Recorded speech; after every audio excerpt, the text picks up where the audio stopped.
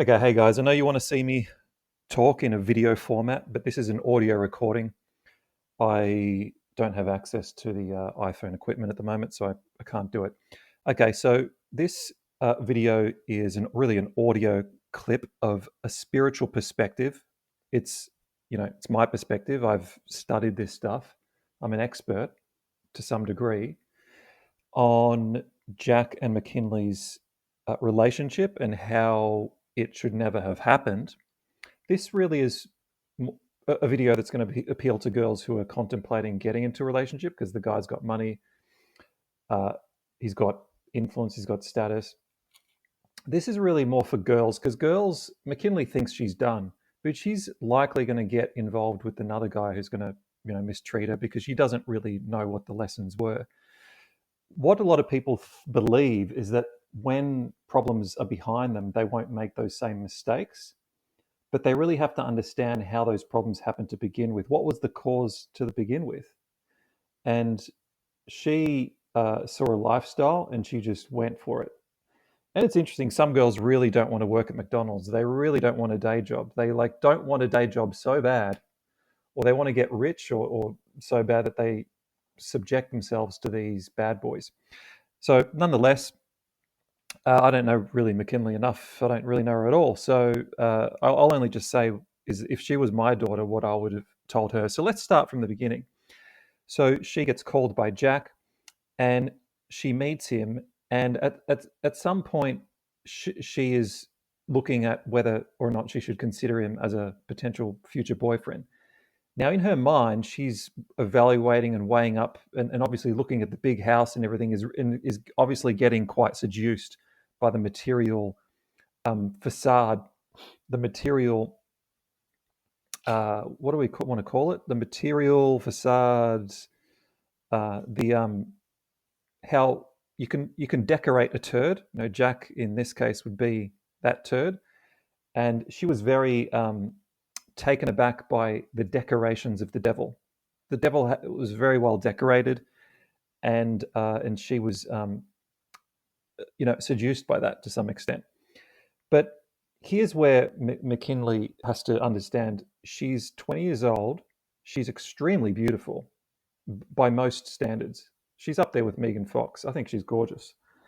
Now, because she's beautiful and 20, and she hasn't been to a club, and I guess she hasn't slipped around too much at this age, she's very valued by a lot of guys. Probably a lot of guys twice her age would much rather be with her than guys her age. That's what a lot of young girls don't know, is that a girl who's 20 is valued by a guy who's 21 only so much. But when he's 31, he values her more. When he's 41, he values her even more. And when he's 50, 60, 70, the older the guy gets, the more he values a younger woman, which means the better he's going to treat you because he values you more. But she doesn't understand that. She doesn't understand a lot. She's basically a moth to the flame at this point, and she doesn't ask. Well, let's just talk about four questions. Okay, so the first one is, "Hey Jack, um, are you into drugs?" Now Jack is a drug addict, but McKinley ignores the fact that he's a drug addict and still decides to date a drug addict. Okay, so Jack is on Adderall and he smokes pot. He's a drug addict. Now, at that point, with Jack's honest answer, and to get an honest answer, McKinley might have said, "Hey, I really like drugs and pills and marijuana. Do you have any?" And what Jack should have said, "No, I'm not into drugs. I don't. I value sobriety. Like, people who are on drugs make bad decisions, and bad decisions lead to hospitals or to the grave." But McKinley doesn't ask that question, doesn't even attempt to find out whether he's a drug addict. She just runs with it. And at this point, a lot of people are mocking her for ignoring the obvious red flag that he's a drug addict. The second thing is he promiscuous? So when she returns to his house at some point, Jack's assistants say, "Hey, Jack slept with someone thinking it was you." That was I won't call it a red flag. Let's talk from a spiritual perspective. This is an omen from God. God gave McKinley all the clues she needed to make a decision. God told McKinley, hey, he's a drug addict, and then, hey, he's promiscuous, and he's so drunk that he doesn't even know who he's sleeping with. Like, is this the kind of guy you want to raise kids with? So God gave her a clue. But again, this second clue, McKinley chose to ignore. The third clue and omen from God, omen from the angels, was that when she slept in bed, now she didn't have sex with Jack, and I respect McKinley for that, but when she woke up in bed next to Jack, there was some guy like sexually like trying to get in her pants and stuff. It was actually one of Jack's friends. Now that is another omen from God. That's like, hey, if you want to sleep in bed with Jack, you're going to have to deal with abuse. It was a clear message from the cosmos. This kind of abuse and this kind of humiliation is what you'll have to tolerate if you want to be with this guy called Jack. Now, McKinley could have also asked, "Hey, Jack, what are your values and interests? I want to see if we align. Do you want to have kids? Yes or no? What do you think about aliens? What do you think about this? What do you think about that?" And just try to intentionally pick either find common interests, which a lot of people, when they're young, they don't really know what they're interested in that well. But at the very least, you could have chosen some polarizing views. So if you really believe that going to church is for stupid people, if McKinley believes that, then she has to check in on what Jack believes about that. So, hey, I believe this. What do you believe about that? And just try to find some really polarizing views. For example, me, when I meet a girl, I want to know that she's at least been fascinated by aliens at some point in her life. If she's not curious about aliens or fascinated by them to some extent, then she's not for me. That's a polarizing view. So there's some girls who don't want to think about spaceships. They don't want to think about anything beyond the ceiling of the sky. So that's one concern. McKinley didn't ask those questions, so she just went. She's like, "Let's see where this goes." No, a lot of men use this excuse. Let's just meet tonight for coffee and see where it goes. This whole "see where it goes" philosophy is just another way of saying, let's just live life unintentionally, without any strategy, without any plan, and see if somehow we succeed. That's not really how life works. You have to do certain things every day, and there has to be a certain structure to the week so that things go the way you intend them to go, because you're living life intentionally, not just let's just see where it goes. We all know where drugs go and promiscuity goes in the end. It's always bad. It's never good. So, okay, so also when McKinley was being sexually abused by Jack's friend in bed, she didn't know how to protect herself, how to defend herself using the magical affirmations that were taught in the 1930s. What women need to know is they need to repeat in their mind, okay, mentally repeat, God is love, God is wisdom, I am goodness, I am truth. You have to repeat that at least 3 times, and then the abuser will walk away, he'll go away, he'll leave you alone.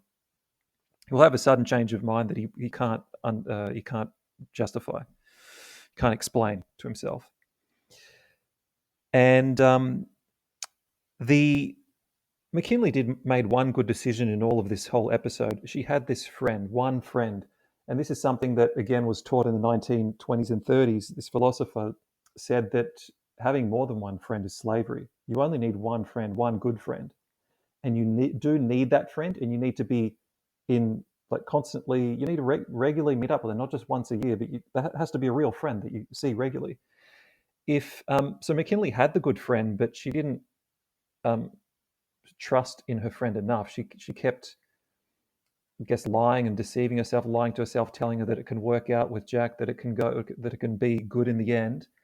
And maybe she was just invested too much time at this point that she didn't want to see the loss. But really, there's people who invest 10 years of their lives with the wrong partner. A friend of mine is married to the wrong woman for over 10 years, and he's completely miserable. So now, beyond here, okay, so then the relationship went on to last a relatively long period of time for like disregarding the red flags and the clues from the angels. So McKinley didn't ask God for guidance with this relationship. She didn't ask her friend for guidance with this relationship. She trusted her own inexperienced self. She was only 20 at the time. So this is being, I would argue that this is maybe the pretty girl syndrome. A lot of pretty girls have this syndrome that because they are so pretty, they can do no wrong, they can think no wrong. And because no one's had the courage to tell the pretty girl that, hey, your perception is extremely finite and limited. There's a lot you don't see, and there's a lot of ideas and thoughts you've never considered, you've never had. And for that reason, you are highly likely to make the wrong decision with marriage. So McKinley has no education, really, any real education. Her parents didn't prepare her for the world. Her parents failed to tell her all the things that I'm telling you now. And the other thing about promiscuity, something I didn't mention here, so Adderall and marijuana are drugs. Now, promiscuity is when you have sex with two different people within the space of 12 months. Now, this is an esoteric law that's taught in certain books. They're out of print. A lot of these books are hard to find. Unfortunately, that's just the way the world is at the moment. The really good information is suppressed or censored or just hard to find. So when McKinley discovered that Jack had sex the night before, then she would have known, well, it has to be a whole year before we can have sex. And she actually waited a year and a half. And that's another decision that McKinley made that was right. She's actually comes across as intuitive in ways. I like to believe that this was just the fact that Jack was rich and he had so much fame. I think McKinley just got sucked into that. I'm not saying that she was a gold digger. You don't have to be a gold digger to want to live in a nice house. We all want to live in a nice house. We're not all gold diggers.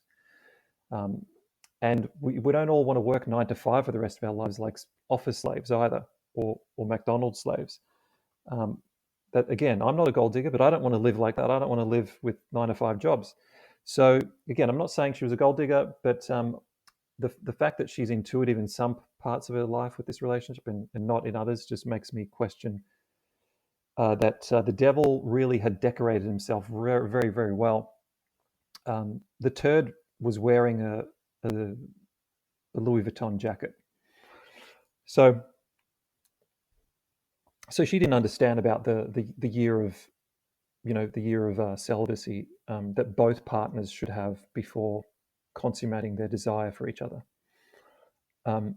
That's a karmic law. Now they're both, in their karmic debt. And even though the relationship is behind her, she's still suffering from it. She's still got legal issues and mental issues. I mean, yeah, so I just don't want this to keep happening to girls. I mean, it's so clear, it's so obvious how this could have been avoided. Like, it's so obvious to me who's studied these things, who studied ancient wisdom, philosophers, real esoteric teachers, guys who really know how the world and the cosmos works. They've already given these lessons before, like 100 years ago. And it's 2025 and we're still making these petty mistakes, just easily avoidable mistakes. It's just, it's sad because there's a guy out there for McKinley who would love to have married her without all that baggage, and now he's going to have to marry her with the baggage, with some of it. I know she's working on some with a therapist, but anyway, this is the end of the video. I think I've said enough, and you can just replay the video if you need to go back over some notes. But all of this could have been avoided had she just been a bit more inquisitive at the very beginning, to find clues. Not that the clues needed to be found from a perspective of a detective. They were right in her face. They weren't things she had to uncover. The clues the angels left her were right in her face, but the inquisitive nature might have led her to questions about his promiscuity and his drug addiction, which, look, read a few memoirs from rock stars, from drug addicts, you'll see it never ends well, and eventually the people have to sober up to have a real relationship with the person.